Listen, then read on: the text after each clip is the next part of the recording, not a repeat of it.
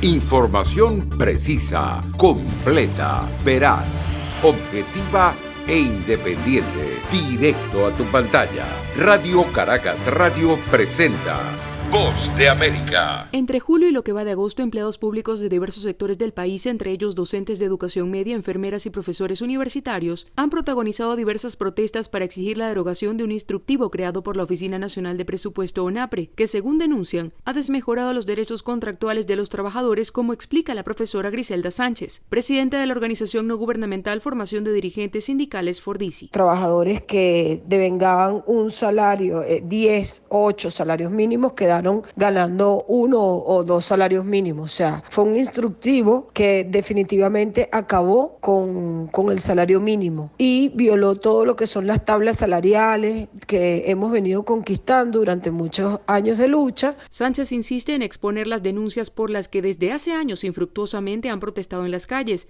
y que se han convertido en parte de las causas que ha llevado a millones de venezolanos a migrar. Hoy no hay un salario que permita que los trabajadores, obreros, los profesionales podamos tener calidad de vida, que no nos alcanza lo que ganamos ni siquiera para hacer un mercado, que un docente en Venezuela gana 80, 60, 100, 140, 150 dólares y que la canasta básica pues supera hoy el monto de $800. El Consejo Latinoamericano de Ciencias Sociales, una institución con estatus asociativo en la UNESCO, emitió un comunicado en el que ofreció interceder para propiciar diálogos que contribuyan a la resolución pacífica de las diferencias y que garantice la mayor suma de felicidad posible a la clase trabajadora venezolana. Carolina Alcalde, Voz de América, Caracas. El proyecto de ley contempla la mayor inversión en materia ambiental en la historia de Estados Unidos. En total, más de $370 mil millones para impulsar el uso de energía limpia y reformas climáticas. Entre ellas, la promoción del uso de vehículos eléctricos. The yeas are 50, the nays are 50. La aprobación en el Senado no fue nada fácil. The Vice President votes in the affirmative and the bill as amended is passed. Ante una Cámara dividida 50-50, fue necesario el voto decisivo de la vicepresidenta, Kamala Harris. El proyecto se llama Ley de Reducción de la Inflación, aunque realmente no ataca de inmediato los altos costos en el país. Va a contribuir a un futuro más seguro, estable, limpio y asequible para las familias estadounidenses, y aunque es posible que no veamos un gran impacto en la inflación en el primer o segundo año, los secretarios del Tesoro que han servido en gobiernos demócratas y republicanos apoyan este proyecto de ley. La propuesta legislativa contempla la reducción de los precios de algunos medicamentos, extender los subsidios de seguro médico, imponer un impuesto mínimo del 15% a las grandes corporaciones y reducir el déficit presupuestario. Reckless spending. El liderazgo republicano, que votó unánimemente en contra, considera que la medida afectará más a la economía. Ellos dicen que el aumento de impuestos será a las grandes corporaciones, pero las grandes corporaciones suben los precios, lo transmiten todo. Entonces, desde nuestra perspectiva, veremos esos aumentos de impuestos en el futuro y los estadounidenses lo sentirán. El proyecto de $740 mil millones es una versión notablemente reducida a la propuesta inicial del presidente Biden, que requería $3 billones. Se espera que la Cámara de Representantes someta a votación y apruebe la legislación este mismo viernes. El presidente Joe Biden planea promulgar la ley inmediatamente. Desde la Casa Blanca, Jorge Agobián, Voz de América.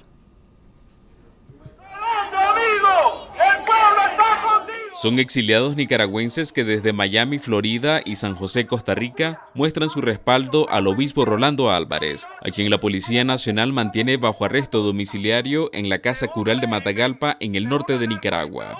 Somos una iglesia que está sufriendo y estamos en comunión con él.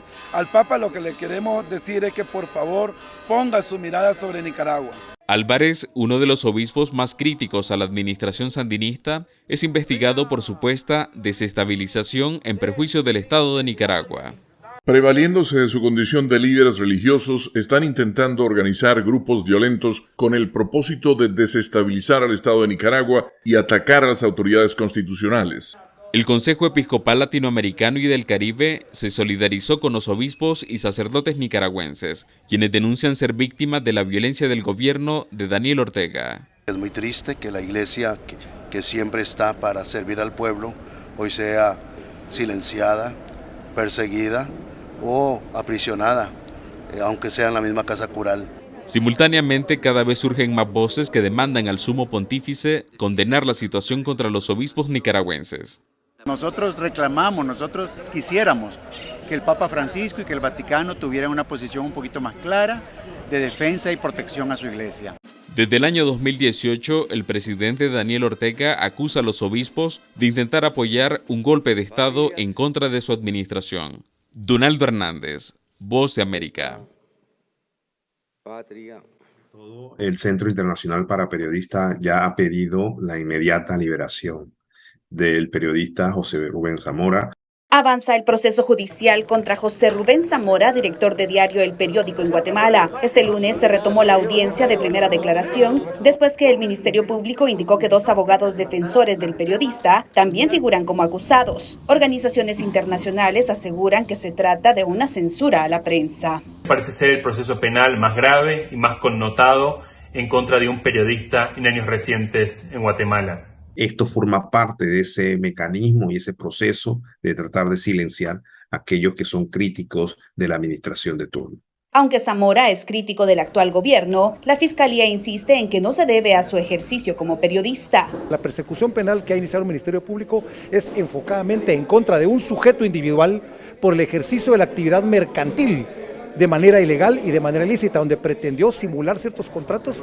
Sin embargo, quienes respaldan a la prensa piden estar alerta. Todo esto debe ser una señal de alarma a la comunidad internacional que debe duplicar sus esfuerzos para proteger lo poco de democracia y de Estado de Derecho que hoy queda en Guatemala. Durante la audiencia, el Ministerio Público presentó las evidencias que sustentan los delitos que se le imputan a Zamora para dar paso a su primera declaración. Eugenia Sagastume, Voz de América, Guatemala. Gustavo Petro es ya el nuevo presidente de Colombia. Lo que queremos en realidad es que millones y millones de colombianos y colombianas se pongan en modo diálogo. Pero su llegada al gobierno ha provocado polémica y preocupación en algunos sectores de la sociedad. No, este es un comunista radical lleno de odio y aliado de narcotraficantes y criminales. Aunque otros consideran que ya era hora del cambio. Las tesis de Petro están por la justicia social y por la producción. Pero, ¿qué podemos esperar del nuevo ocupante de la Casa de Nariño? Estas son las claves.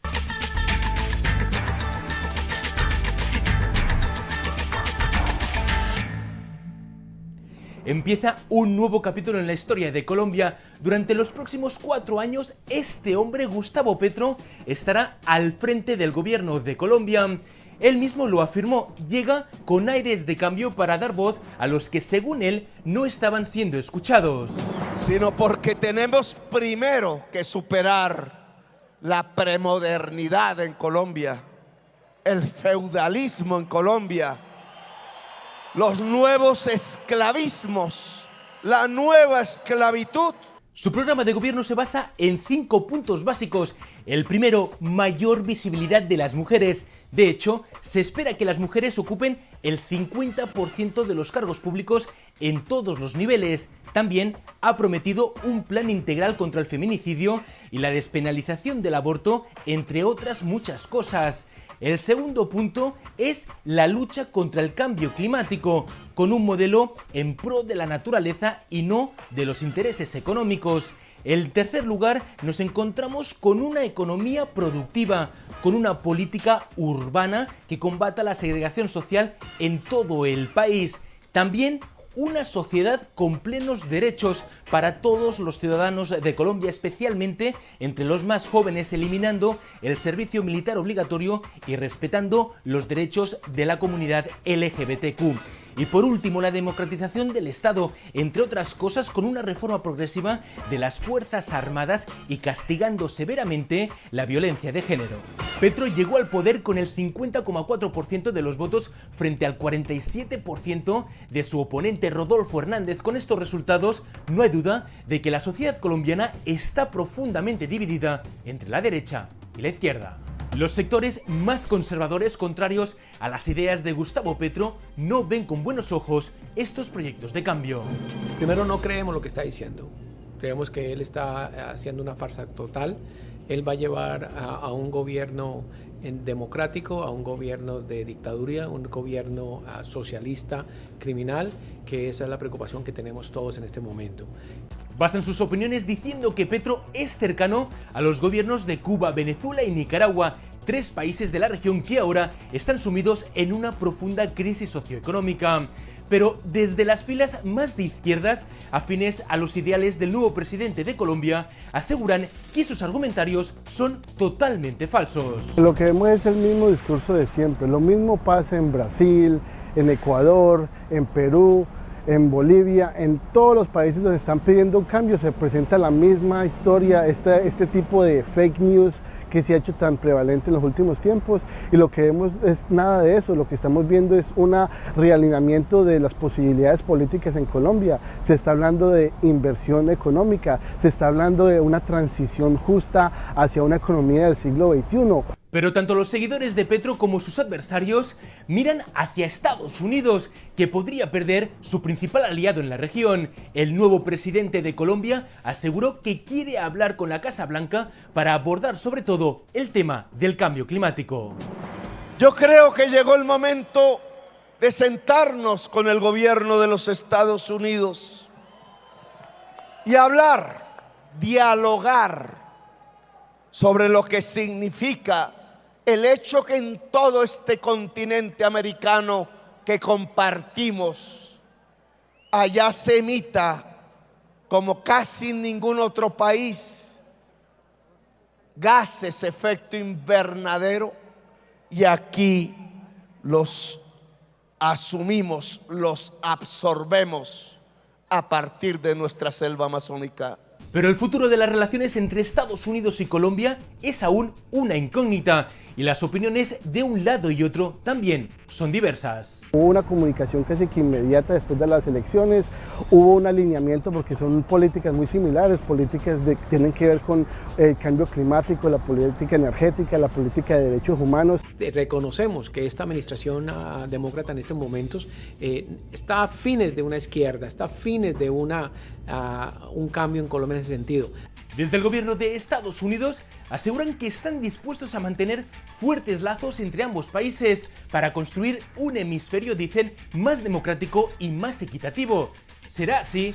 Solo el tiempo lo dirá. Al menos ya conocemos las claves. Hasta la próxima. Las agencias de seguridad en la frontera no dan abasto ante la llegada de centenares de migrantes. Lo mismo ocurre con los albergues en ambos lados de la frontera, pues ni están preparados ni pueden con más habitantes. Es tanta la cantidad de gente que está entrando que no hay una fórmula perfecta para poder resolver el problema. El Ministerio Golán, dirigido por el pastor Navarro de la Iglesia Bautista West Brownsville, asiste a un promedio de 1,200 migrantes semanalmente. Además de comunitario, de social, un servicio también de poderle brindar esperanza. Pero la esperanza de muchos se ve frustrada, aunque algunos ya cuentan con cita ante jueces para tramitar sus procesos legales. Documentos que necesitamos para movilizarnos, para estar aquí en el país. Para otros no hay mucha claridad del futuro que les espera Venezuela, cuando sean enviados en buses a la ciudad de Santuario. tengo que enviar una foto, y esa foto tiene que estar dentro de 120 kilómetros cuadrados al lugar de la residencia donde voy a estar. Para ello, a algunos migrantes se les da un celular en el que solo funciona una aplicación para monitorearlos, pero otros se embarcan en los buses solo con una certeza: dejar atrás duras realidades. La situación de Venezuela está crítica, ya no se puede comer, no se puede vivir, la delincuencia aumenta cada día más. Al abordar un autobús con destino a la ciudad donde tienen su cita para asilo, estos migrantes se convierten en parte del grupo de 6,500 indocumentados que ya, a través del operativo Lone Star, el gobernador de Texas, Greg Abbott, ha enviado a capital Washington, D.C. y a Nueva York, según él, con la intención de brindar alivio a las comunidades fronterizas. Es un trato digno. Pero quienes están al frente de la atención humanitaria ya solo tienen una definición para el reto migratorio. La palabra no hay otra más que un caos. Víctor Castillo, Voz de América, Brownsville, Texas. Hemos hablado de la paz. Chile es país garante, de acuerdo a los protocolos del gobierno Santos, en las negociaciones de paz que en ese entonces se establecieron finalmente en La Habana, Cuba, y esperamos siga siendo un país garante en esos procesos de paz que están por reiniciarse. Los jefes de Estado apuntaron a que avanzarán en proyectos que beneficien a los dos pueblos en materia migratoria. Esto ante el alto flujo de migrantes de paso provenientes de Haití y Venezuela. Ningún país puede dar respuestas únicas por sí mismo. Que en la medida en que resguardemos y hagamos respetar nuestras fronteras, nos vamos a estar ayudando en también dar mejores condiciones a quienes se ven en la obligación de emigrar. Y por lo tanto, esa regularización y ese trabajo conjunto, tanto de nuestras policías como de nuestros gobiernos, es algo que es importante en el mediano plazo. Otro de los primeros actos importantes fue la radicación en el Congreso de Colombia del proyecto de reforma tributaria presentada por el ministro de Hacienda, José Antonio Ocampo. Su propósito esencial es conseguir más recursos o una contribución de los sectores de altos ingresos para financiar los programas sociales. La reforma tributaria, que cuenta con 80 puntos, entraría en discusión en debates en el Congreso para ser aprobada o negada. La viruela símica o viruela del mono es una enfermedad provocada por un virus que se transmite de animales a personas. Se llama así porque a principio fue localizada en un grupo de monos que estaban siendo investigados en un laboratorio, pero en realidad se desconoce cuál es la fuente de esta enfermedad. Lo que sí se sabe es que primates no humanos y roedores africanos son portadores de este virus y pueden convertirse en vehículos de transmisión. El virus fue localizado por primera vez en 1970 en la República Democrática del Congo. Desde entonces, la mayor parte de los casos eran registrados solamente en el continente africano. Sin embargo, es hasta el 2003 que un caso es registrado fuera de la región por primera vez, y fue aquí, en los Estados Unidos. En la actualidad, el virus está presente en 83 países con más de 25,000 casos confirmados. Esto de acuerdo con los Centros para el Control y Prevención de Enfermedades. Pero, ¿cuáles son sus síntomas? Los síntomas son parecidos a la viruela tradicional, pero más leves. De acuerdo con la Organización Mundial de la Salud, el periodo de incubación dura entre 6 a 13 días, pero puede variar de 5 hasta 21 días y se divide en dos fases. Fase 1, periodo de invasión. Tiene una duración entre 0 a 5 días y los síntomas más comunes son fiebre, dolor de cabeza intenso, inflamación de los ganglios linfáticos, dolor muscular, dolor en la parte baja de la espalda y falta de energía. La fase 1 va desde el momento de la infección a 5 días y comienza a manifestarse los primeros síntomas. Fase 2, periodo de asentamiento. Tiene una duración entre 6 a 13 días y los síntomas son lesiones cutáneas. En la fase 2 comienzan a notarse erupciones cutáneas que suelen aparecer después de la aparición de la fiebre. Las ampollas pueden concentrarse en la cara, dentro de la boca y las extremidades. ¿Y cómo se contagia? Las personas que tienen la enfermedad son contagiosas mientras tengan síntomas, y la forma más común de transmisión de esta enfermedad es por el contacto físico, estrecho y prolongado. Pero también hay otras formas, como la saliva o partículas respiratorias, y también por el contacto de objetos contaminados como sábanas o ropa. ¿Y existe tratamiento? Pues se ha demostrado que la vacuna contra la viruela tradicional es 85% efectiva para prevenir la viruela del mono. Así que aquellas personas que recibieron esta vacuna pueden presentar síntomas mucho más leves en comparación a aquellas que no la recibieron. Sin embargo, estas vacunas ya no están disponibles para el público general. Si bien ya existen vacunas para prevenir la viruela del mono, el acceso a ellas es muy limitada. Aún así, aquí en Estados Unidos ya se está distribuyendo la vacuna en varias partes del país, por lo menos en aquellas que están siendo más afectadas por este virus. De acuerdo con Naciones Unidas, debido a la naturaleza de este virus y su forma de propagación, representa un riesgo menor comparado con la viruela tradicional que golpeó a poblaciones enteras siglos atrás en todo el mundo. Y expertos también señalan que es muy poco probable que se convierta en una pandemia como la que es hoy el COVID-19. Para La Voz de América, Catherine Rivera, Washington.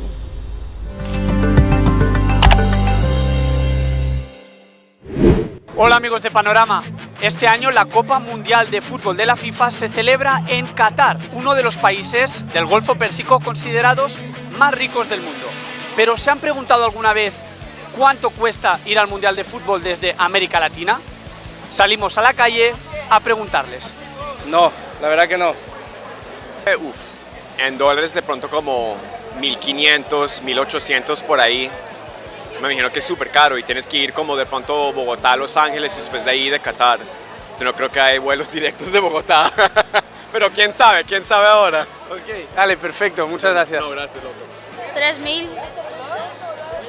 Creo que está costando como unos $3.000, solo hasta ya el vuelo y todo eso, un pequeño paquete, pero como está con entrada y todo, están como $6.000 por persona, porque es un país caro.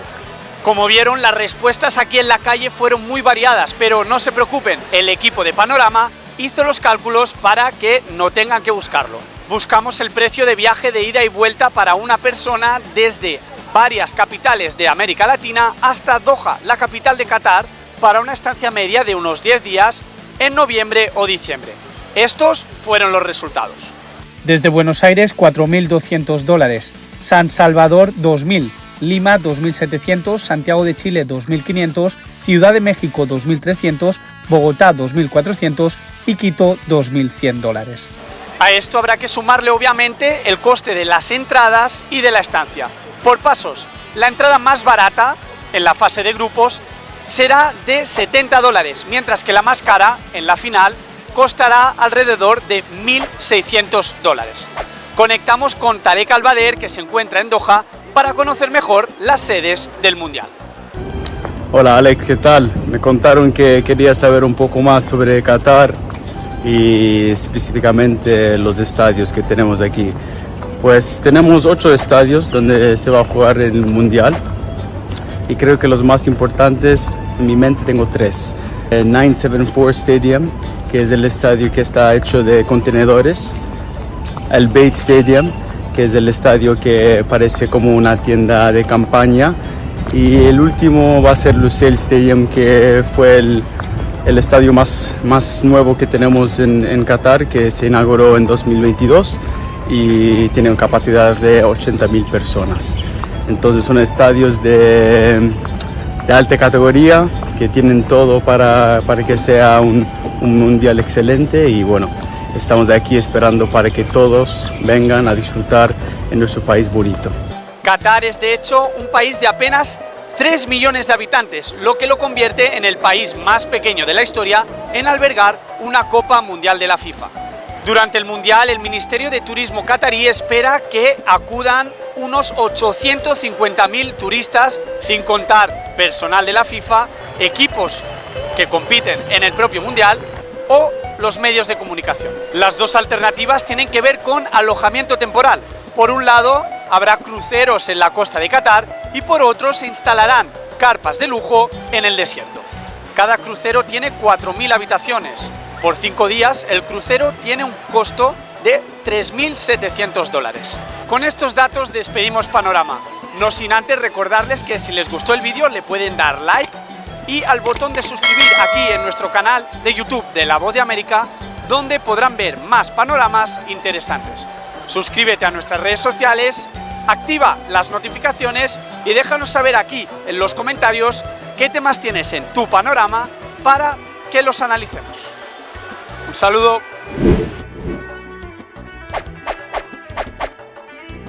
Información precisa, completa, veraz, objetiva e independiente. Directo a tu pantalla. Voz de América en RCR 750.